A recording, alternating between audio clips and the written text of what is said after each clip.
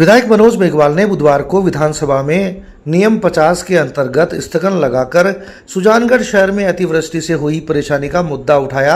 उन्होंने सरकार से मांग रखी कि पहले तुरंत शहर में अतिरिक्त संसाधन लगाकर पानी निकासी की व्यवस्थाएं करे और फिर गेहूं की FCI गोदाम से निकासी कराई जाए ताकि बीमारी नहीं फैले।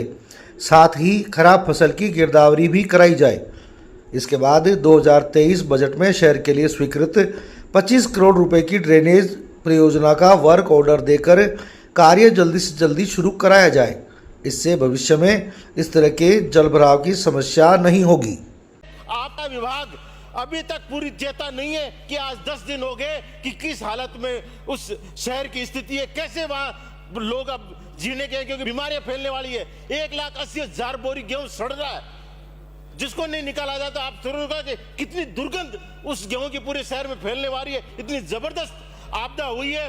पर निकासी के लिए न तो कोई जयपुर की टीम पहुंची है, न कोई मंत्री वहां, न कोई और अधिकारी वो देखने का आया है कि क्या स्थिति शहर में हो रही है अतिवृष्टि की। पानी निकासी हो नहीं पा रही है, संसाधन लगाए नहीं जा रहे, बार बार मांग के बावजूद नहीं लगाए जा रहे। इसलिए मेरी सरकार से मांग है कि तुरंत सरकार एक्शन ले, पहले शहर का पूरा पानी निकाले, उसके बाद में जो 80 करोड़ की ड्रेनेज योजना उस शहर के लिए स्वीकृत हुई है, 3 साल पहले स्वीकृत हो गई, 25 करोड़ के टेंडर हो गए, वर्क ऑर्डर हो गए, पर उसका वर्क ऑर्डर को दिया जा रहा है।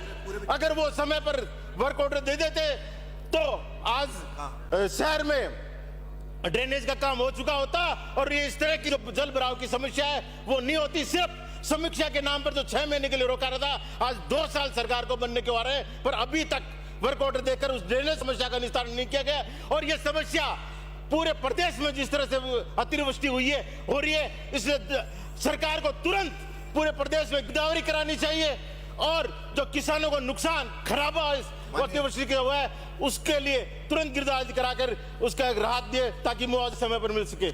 सुजानगढ़ शहर में हुई भारी बारिश की वजह से अभी भी शहर की निचली बस्तियों में जल भराव है, जिन्हें नगर परिषद, सामाजिक संस्थाएं भोजन व अन्य सामग्री उपलब्ध करवा रहे हैं। इसी कड़ी में प्रदेश कांग्रेस कमेटी के सदस्य रामकरण गुलेरिया ने जयपुर से आकर पिछले 3 दिन अपनी टीम के साथ ज़रूरतमंद परिवारों के लिए घर घर जाकर खाने के पैकेट वितरित करवाए। टीम ने छापर रोड पर नोहरे में खाना बनाकर रेगर बस्ती, वाल्मीकि बस्ती, दुलियाबास, चापटिया तलाई, जमालपुरा व नाथो तालाब के क्षेत्र में जल भराव से प्रभावित लोगों को ये पैकेट बांटे। गुलेरिया ने कहा कि इस संकट की घड़ी में मातृभूमि के लिए हम सभी का दायित्व बनता है कि मानवता की सेवा करें। तो सभी लोग लगे हुए हैं, कांग्रेस के कार्यकर्ता, बीजेपी के कार्यकर्ता, RLP के कार्यकर्ता, पार्टी जो इस तरह उससे ऊपर उठ के सभी लोग सेवा कर रहे हैं, इसमें कोई दो राय नहीं है। मैं तो जो जयपुर रहने की वजह से पिछले 3 दिनों से ये सेवा करी है। आज हमारा ये क्योंकि सब जगह जा रहे हैं तो स्थिति नियंत्रण में है। और मैं जब से ये भी मानो आपकी जब से मैं सुजानगढ़ आया हूँ उसके बाद बारिश नहीं हुई 3 दिन में, ठीक है ना। तो ये भी भगवान का प्रतिदिन जैसे कितने पैकेट भोजन के सप्लाई हो रहे हैं, किन किन क्षेत्रों में आप कर रहे हैं?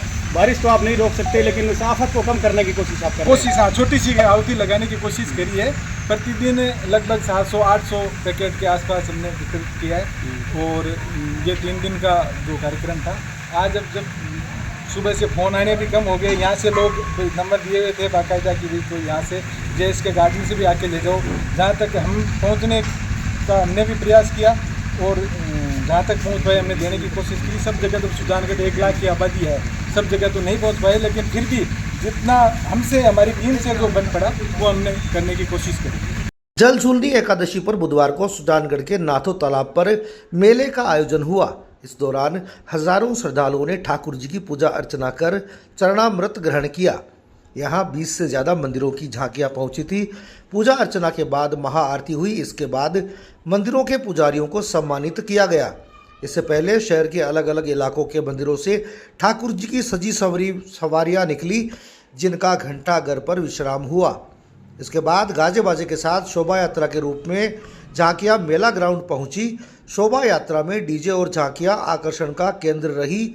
मेले में रुपयों वाला मंदिर, लक्ष्मीनाथ जी मंदिर, रामचंद्र भगवान मंदिर, गंगा माता मंदिर, प्रजापति मंदिर, सूर्य भगवान मंदिर, माली समाज बालाजी मंदिर, सर्वेश्वर महादेव मंदिर, माताजी मंदिर, संकट मोचन मंदिर, अन्नपूर्णा मंदिर, सत्यनारायण भगवान मंदिर, महावीर मठ मंदिर सहित 20 से ज़्यादा मंदिरों की झांकियां मौजूद रही।